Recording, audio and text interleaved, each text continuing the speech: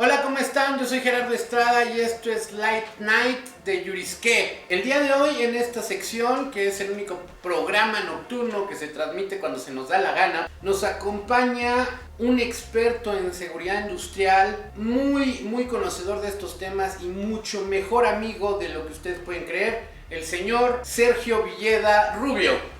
Él es un experto en temas de seguridad industrial. Hemos escogido dominó. Digo, por vicios y placeres no vamos a escatimar en gastos. Y el día de hoy hemos escogido la ficha. A ver, si me permiten, empezaremos con la sopa. Dame, Sergio, ¿cómo estás? ¿Cuánto tiempo tienes dedicándote a todo lo de seguridad industrial?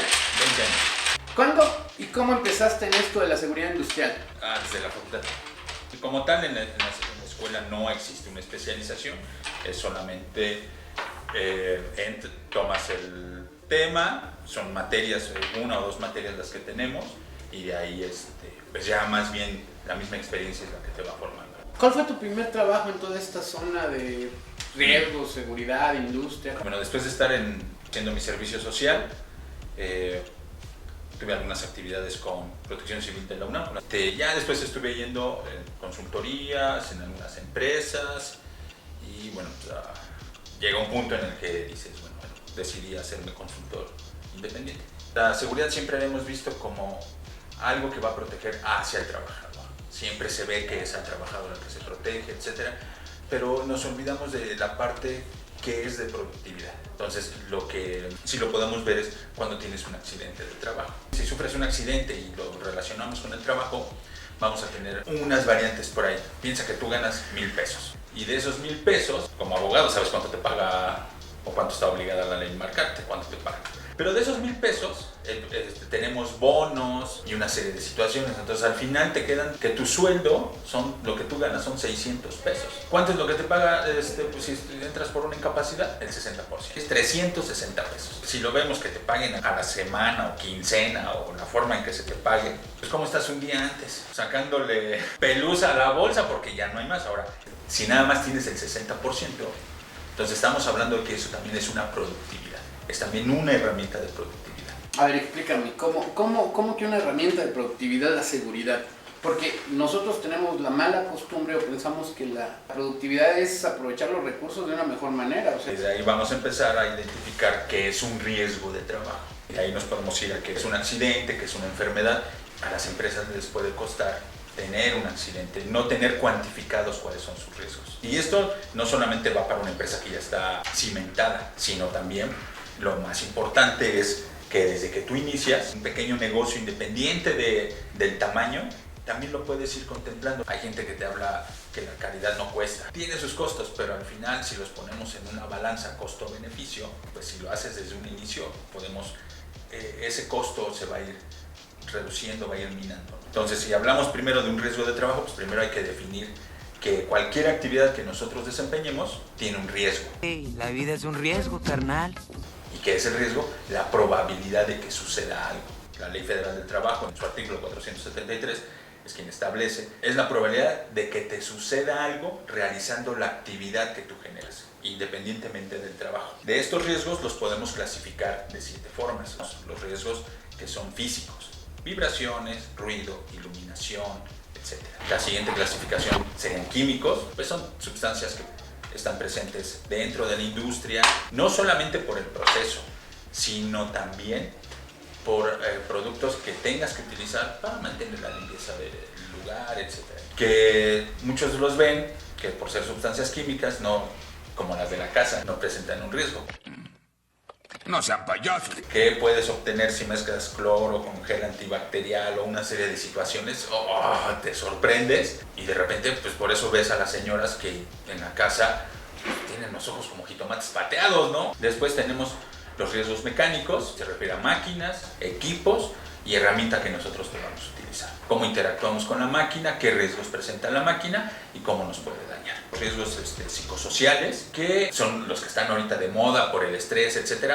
Lo que mide son los factores que pueden provocar ese estrés. Entonces, pues desde ahí están las relaciones laborales, el famoso bullying, tu jefe, cómo se lleva contigo. Eso sucede también en el ambiente laboral y eso es lo que mides, cómo es esa relación, ¿no? Otros riesgos que tenemos son los riesgos ergonómicos. Es el medio con el que nosotros nos comunicamos con nuestro trabajo. Es decir, en una empresa, una actividad administrativa, pues debes de tener un espacio, que la mesa esté a cierta altura, etcétera, porque estos riesgos lo que empiezan a provocar es que empiezan a ponerte chueco o te tienes que acomodar de tal forma. Con que se sienta uno deja en el banco, ¿no? Sí, claro, por supuesto. O sea, ya vas con el coxis, la cintura. Los riesgos ambientales, esos están fuera de nuestras manos. Los podemos clasificar como riesgos o fenómenos naturales y fenómenos antropométricos.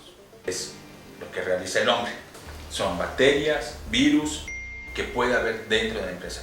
Obviamente todos estos riesgos pues dependerá del giro de la empresa, es lo que va a tener mayores riesgos antropométricos. Que hablábamos de los fenómenos antropométricos, pues los vamos a tener principalmente, o donde los vamos a ver, son los riesgos que tenemos de ir al trabajo, casa o dentro de la industria. Digo, la empresa tampoco está exenta de ello, pero los vamos a poder reconocer un poquito más, porque también eso la misma legislación te lo marca, ¿no? Hoy es un poquito más difícil de evaluar. Hoy la mujer se ha integrado al mercado laboral. Hoy la situación también te pide que ambas partes trabajen. Ya no solamente es de tu casa al trabajo, sino que aprovechas de tu trayecto, llevas al niño a la escuela, hasta tu niñota de la universidad. ¿Cómo determinas que eso era un trayecto? Es una laguna de trayecto. Si tienes un accidente, se puede considerar riesgo de trabajo. De la casa al trabajo y del trabajo a la casa. Entonces ya tenemos identificados nuestros riesgos, pues ahora vamos a hablar de lo que son los accidentes. Entonces, en general, un accidente es una interrupción abrupta e inesperada de una actividad. Pero ya puedes presentar los diferentes tipos de incapacidades, ¿no? Entonces, eso es lo que se le pide al patrón, que los tenga identificados, los notifiques y que el trabajador pues, respete los lineamientos que se establecen. Ya los tienes reconocidos, ¿qué vas a hacer? ¿Los vas a controlar? ¿Cómo los vas a mitigar? No puedes tener a tu trabajador expuesto, porque después de que se presente un accidente, te podría generar lo que es una enfermedad. La diferencia entre un accidente y una enfermedad laboral es que el accidente es de manera inmediata, estamos hablando del corto plazo. Estoy martillando, ahí yo tuve un accidente, me resulta una incapacidad, sí, no, está bien. Pero una enfermedad es la exposición a una actividad, a factores de riesgos que hay ahí en mi actividad, que a la larga me van a generar una patología más bien que se ha ido acumulando. La cuestión inmediata y a largo plazo. 574, si mal no recuerdo, la tabla de accidentes, y el 575 es la tabla de enfermedades. Y de ahí, bueno, ya hay que entrar entonces a cuáles son todo este listado de que se consideran enfermedades. El sistema circulatorio, nervioso, la piel, se tienen que ir catalogando estas enfermedades. Pero lo importante es aquí por qué se genera un accidente o por qué se transforma en una enfermedad. Pues es el abuso de confianza. Como sabemos, la ley es ahí una balancita. Vemos que no protege ni a uno ni a otro. Simplemente, ¿para dónde se mueve esa balanza? Pues es donde yo dejo de cumplir con lo que tengo que hacer. O sea, si el patrón no tiene el análisis de riesgo, pues obviamente se va a mover hacia su lado, a contra, porque no está cumpliendo con algo. Ahora, si la regresamos y existe el análisis de riesgo, se ha notificado, informado y el trabajador no lo hace, pues se va a mover a su contra la balanza. ¿Cómo está la onda ahorita de los riesgos del trabajo, accidentes de trabajo y COVID? ¿Cómo se está manejando esto desde el punto de vista de tu especialidad? Mira, dentro de la actividad hay algo que se conoce como plan de contingencia. De acuerdo a los riesgos ambientales, los tienes que evaluar para saber qué tienes que hacer en caso de que se presente. En este caso es la situación que vivimos hoy en día es una cuestión sanitaria. Entonces debes de contemplarlo. Existe un atlas de riesgo donde te notifica el Senapred, donde ves cuáles son la probabilidad de ese riesgo de que se presente. Entonces yo necesito contemplar dentro de la empresa, o si lo voy a iniciar, tener ese plan de contingencias. ¿Para qué? Para que ahorita sepa cómo voy a actuar en caso de que se presente. Ahorita ya es más reconocido, se tiene más claro o un plan de continuidad de negocios. Entonces este plan de continuidad de negocios debe de abarcar esa parte. ¿Qué tengo que hacer o qué voy a hacer si se presenta una situación? Entonces desde ahí ya el gobierno tendrá que emitir lineamientos que se tendrán que seguir, aplicar, y que en su momento el mismo gobierno tendrá que evaluar si los estás cumpliendo. Se viene esta situación, bueno, todo lo que conocemos, se sacan acuerdos en los que se dice cómo vamos a regresar a laborar. Ante esto, pues obviamente, por ejemplo, si hablamos de los riesgos de trayecto, a ti llegan, te toman la temperatura, te hacen un cuestionario, etcétera, presentas algún síntoma o sea sospechoso de, ellos van a notificar que tienen un trabajador que presentó antes de ingresar síntomas o es sospechoso. Pero en el COVID estás en algo nunca visto, que yo sepa. Sí, ya es, se identifica, se solicita que el trabajador se confine en su casa, etcétera, o lo llevas al hospital si sus síntomas son graves. Si se presenta dentro de la empresa, entonces yo tengo que identificar a esa persona con quién tuvo contactos. Entonces, por eso uno de los lineamientos que se está pidiendo es que tengas trabajo en casa o se tenga un rol de los trabajadores para que no tengamos conglomeraciones. Hay actividades que en definitiva no se pueden. Implementaré algunas medidas físicas o de ingeniería, barreras, si no puedo respetar la distancia del 1.5 metros o 2 metros, ahí están los lineamientos técnicos. Todos estos es lo que yo voy a estar verificando. Contener los controles de ingreso, respetar las distancias. También se generan políticas que son temporales hasta que se dé de alta toda esta situación sanitaria. Pequeñas, medianas y grandes empresas.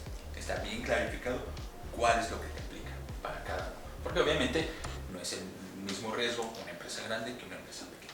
Ya adentro, pues obviamente, ¿a quién vas a asignar? Pues, como te había comentado, lo que estábamos comentando, la Comisión de Seguridad se puede hacer cargo.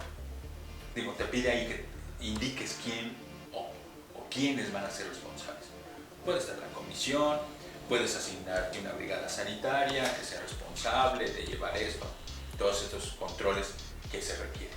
Pero si ya tienes un equipo conformado, pues lo mejor es capacitarlo y lo implemento porque ya estás aprovechando la experiencia que ellos tienen en identificar riesgos. Ahora nada más les vas a decir cuáles son los riesgos que yo tengo que identificar. Ya tienen esa expertise. O si tengo un comité interno de protección civil y brigadas, también ellos están capacitados para hacerlo. Entonces, pues esperemos que en otra oportunidad podamos seguir platicando de este tema. Seguramente va a haber algunas dudas. Y ahora vamos al momento de la verdad. O lo ganas o lo pierdo. Para cerrar. ¿Tiraste o tiré? Tiré. Entonces creo que esto parecía esto. Ay, Dios quiere a los más protegidos de sus hijos. A ver, pierdo.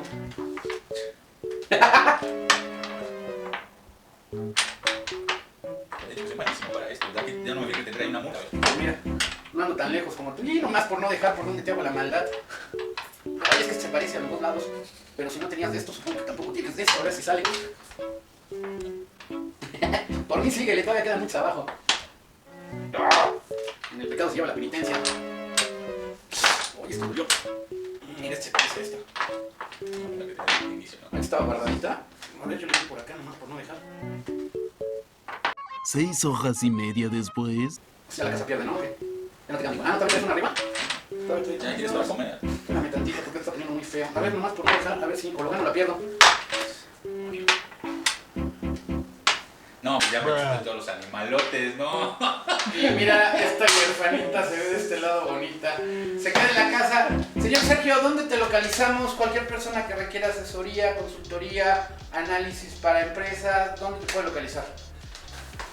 Principalmente por correo, es al que estoy más, más atento al correo, y sería el correo de sergiovilleda.easy@gmail.com. Entonces no lo olviden, cualquier persona que necesite asesoría en temas de seguridad industrial, por favor contacten al señor Sergio Villeda, rubio, y con todo gusto los va a atender. Eso es todo por nuestra parte. Gracias por estar con nosotros. Esto fue Light Night de Yurisque. Nos vemos en la próxima. Muchas gracias, Sergio.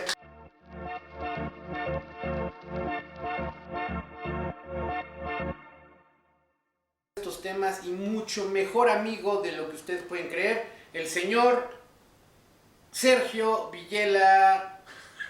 ¡Corte!